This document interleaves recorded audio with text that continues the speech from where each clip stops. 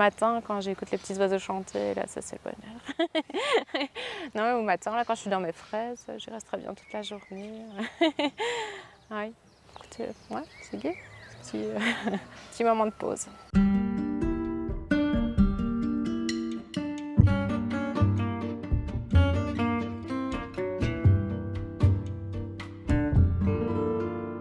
Je m'appelle Céline, j'ai 37 ans. Je viens du Hainaut, petite fille et fille d'agriculteur.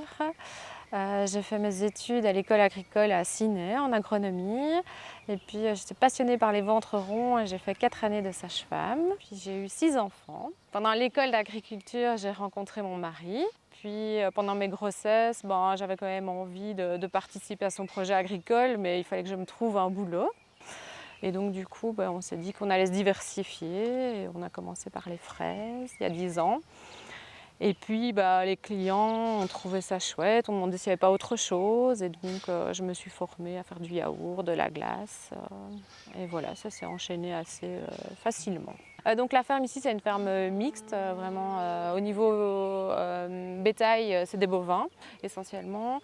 Viandeux, laitiers, blanc-bleu, Holstein. Au niveau des cultures, herbe, maïs, betterave, froment, enfin c'est assez traditionnel comme culture. Qu'est-ce qui a pu poser des difficultés? Du coup certainement l'investissement, hein. Oui, au départ pouvoir se lancer, se dire est-ce que ça va fonctionner, pas fonctionner. Le temps, ça prend énormément de temps, donc pouvoir se libérer du temps. Après, il ne faut pas avoir peur de travailler. Ouais. Moi je pense qu'il y a des périodes de l'année où c'est plus dur, quoi. Il faut l'accepter. Mais après les flexi-jobs, là on a pour l'instant les flexi-jobs, ça c'est pas mal quand même. Là j'ai Norbert qui est pensionné boulanger et qui m'avait dit moi je m'embête un peu, quand tu as besoin d'aide tu peux le dire. Et donc là pour l'instant il vient 2 matinées semaine faire la vaisselle. Et si j'ai besoin il vient 3 fois. Enfin, c'est vraiment... Et alors là il est payé quand il vient, c'est quand même un avantage aussi, quoi. Quand je n'ai pas besoin je ne le paye pas. Comment on peut savoir si un projet va fonctionner ou pas de manière à ce que ça ne me coûte pas trop cher au début? C'est vrai que c'est le tester sur une petite table. Il ne faut pas se lancer comme ça sans avoir une petite expérience de quelque chose, quoi. Après, c'est vrai qu'il y a des formations et tout ça qui sont venues, qui m'ont quand même aidée, qui permettent de rencontrer d'autres gens aussi qui ont des projets. Mais je pense qu'après, il faut les chercher les conseils aussi, hein. Ils n'arrivent pas tout seuls, hein. Il faut aller toquer aux portes, il faut demander, il faut téléphoner à diverses fermes, il faut aller à Ciney. Enfin, il faut quand même se démener un peu, quoi. Les choses n'arrivent pas, ne tombent pas de l'air du ciel. Voilà. Les femmes inspirantes, moi je pense que ce sont mes grands-mères. Voilà, simplement.